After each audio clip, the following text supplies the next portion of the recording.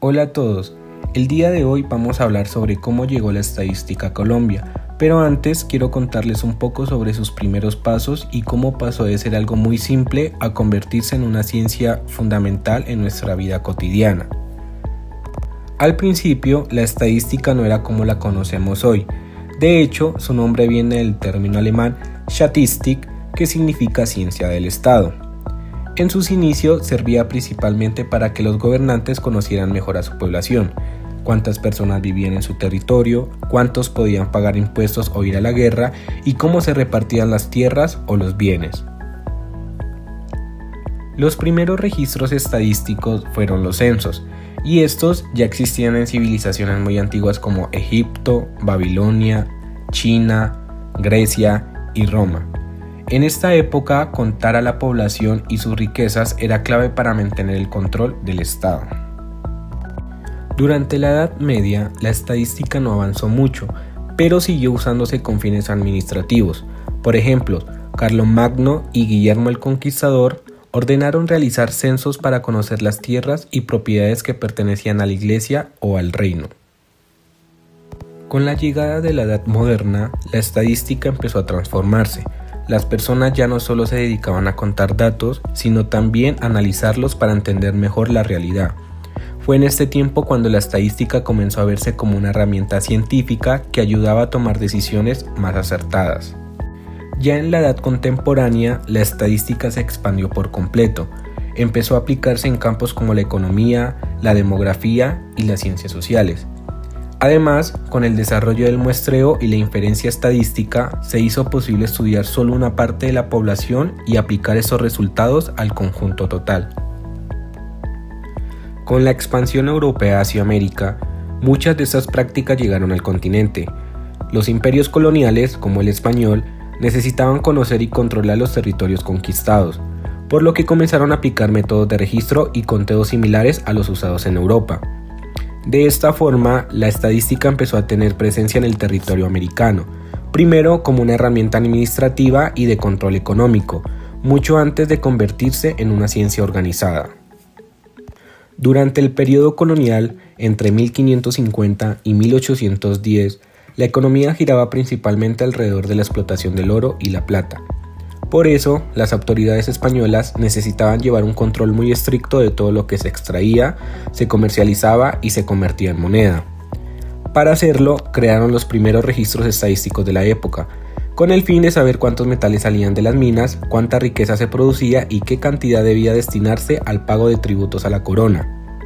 Además, se registraban datos sobre la producción de quina, un árbol muy valioso usado para curar enfermedades, y también se llevaba el control de los víveres y suministros enviados a los soldados que combatían las rebeliones de los indígenas. Con el paso de los años, el gobierno colonial entendió que era necesario organizar mejor la información de la población. Por eso, en 1770 se implementó la figura del Contralor Estadístico, una persona encargada de reunir datos y de elaborar el primer censo de población y vivienda. Ese censo ayudó a las autoridades a conocer cuántas personas vivían en los territorios, cuántas casas había y cómo se distribuían los habitantes, lo que les servía para cobrar impuestos y planificar la administración colonial. Después, en 1824, ya con la independencia cercana, se dictaron normas que obligaban a las instituciones públicas a entregar información a la Hacienda Nacional. Esto buscaba que el nuevo Estado tuviera datos confiables para tomar decisiones económicas. Un año después, en 1825, se creó la Oficina Central de Estadística, una entidad que empezó a organizar los primeros sistemas de información del país. Ese mismo año se realizó un censo nacional, que fue el primero después de proclamarse la República. Este censo incluía a los países que en ese momento formaban parte de la Gran Colombia: Venezuela, Panamá, Ecuador y Colombia. Se contó cuántas familias había, cuántos hombres y mujeres, sus edades, estado civil y también los sirvientes y esclavos, porque la esclavitud aún existía en ese tiempo. El resultado fue de 2.379.888 habitantes. En 1831, con la muerte del libertador Simón Bolívar, la Gran Colombia se disolvió, Venezuela y Ecuador se separaron y lo que quedó se llamó Nueva Granada. Este hecho marcó un cambio político importante porque a partir de allí cada país comenzó a desarrollar sus propios sistemas estadísticos. Pese a los conflictos de este siglo, en 1864 se logró realizar un nuevo censo de población. Este censo fue muy significativo porque cambió la manera de recoger los datos. Se usaron nuevos métodos más organizados y se intentó cubrir más territorio. Originalmente estaba planeado para 1859, pero las guerras civiles entre liberales y conservadores retrasaron todo. Finalmente, el conteo se hizo 5 años después, en medio de un país dividido, pero con la firme intención de conocer su realidad. Más adelante, en 1875, se creó la primera Oficina Especial de Estadística Nacional, con personal dedicado exclusivamente a esta labor. Gracias a ellos, se publicó el primer Anuario Estadístico Nacional, un documento que reunía toda la información del país.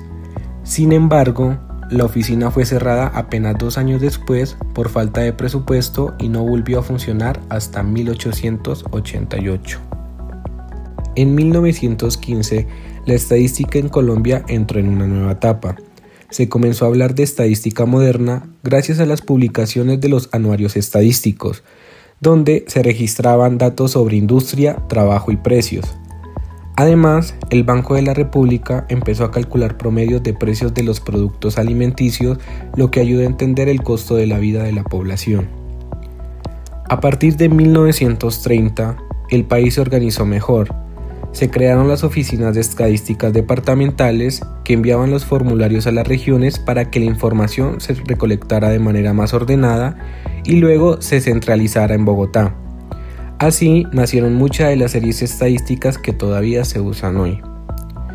Un año más tarde, en 1931, se publicó un anuario de estadística mucho más completo, con datos de economía, transporte, comercio exterior, justicia, salud, propiedad raíz y otros temas importantes. En 1935, la Dirección Nacional de Estadística pasó a depender de la Contraloría General de la Nación gracias a la Ley 82, que modernizó todo el sistema. Esta ley hizo que los datos fueran de acceso público, pero también protegidos por el principio de reserva estadística, lo que significa que la información personal no podía divulgarse. En 1937, por primera vez se empezó a medir el costo de la vida en las ciudades, aplicando encuestas a obreros y empleados. Esto permitió calcular cuánto costaba vivir y cómo cambiaban los precios con el tiempo.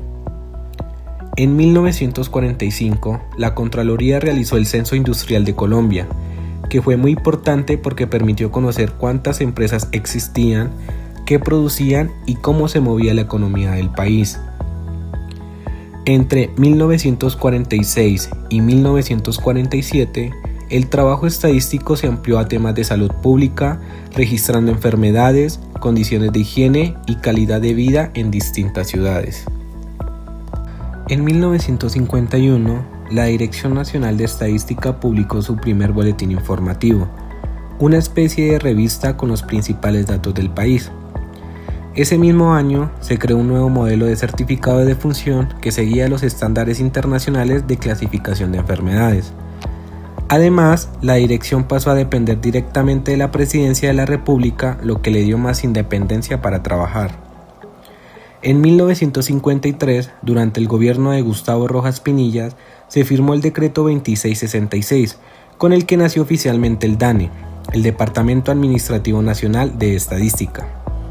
Desde entonces, esta entidad se convirtió en la encargada oficial de producir la estadística del país.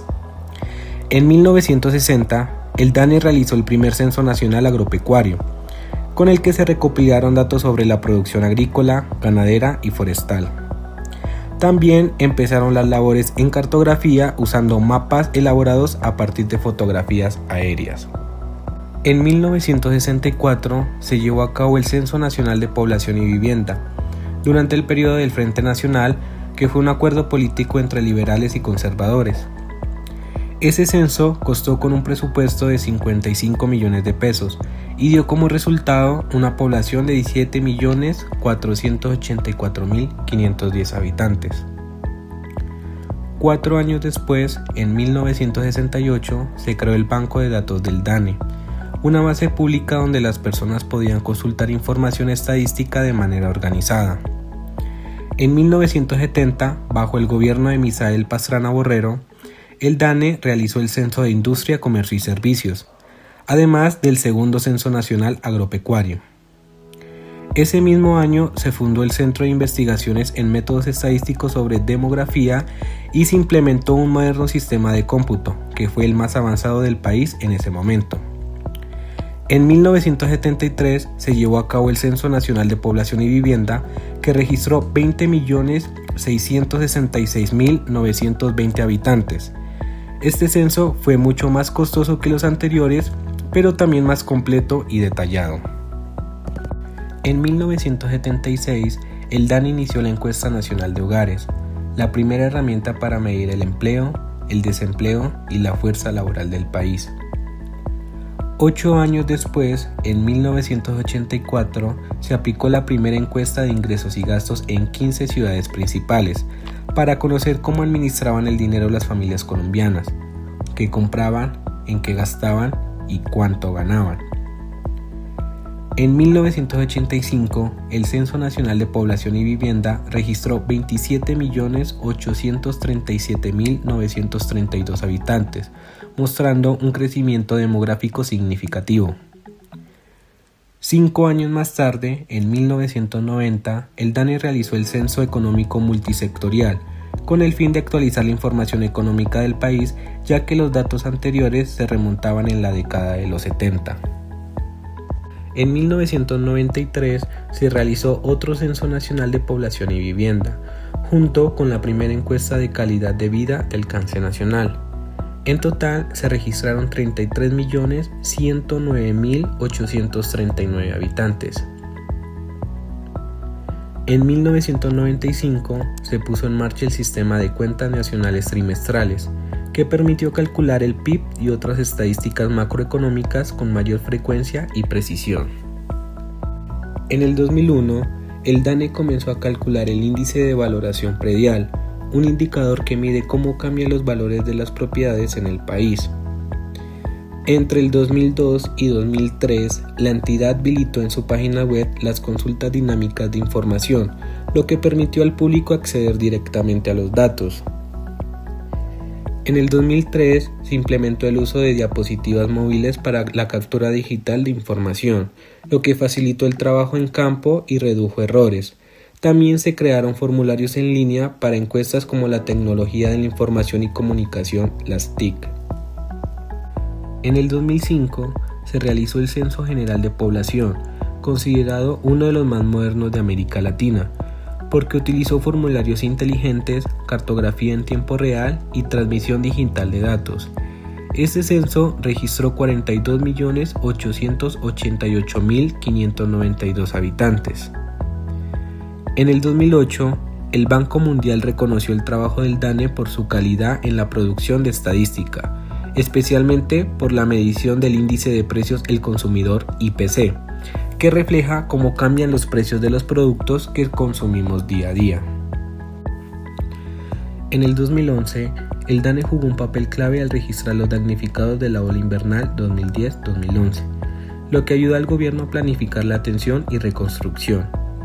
Ese mismo año aplicó por primera vez la encuesta de convivencia y seguridad ciudadana y asumió oficialmente la medición de la pobreza monetaria y multidimensional en Colombia.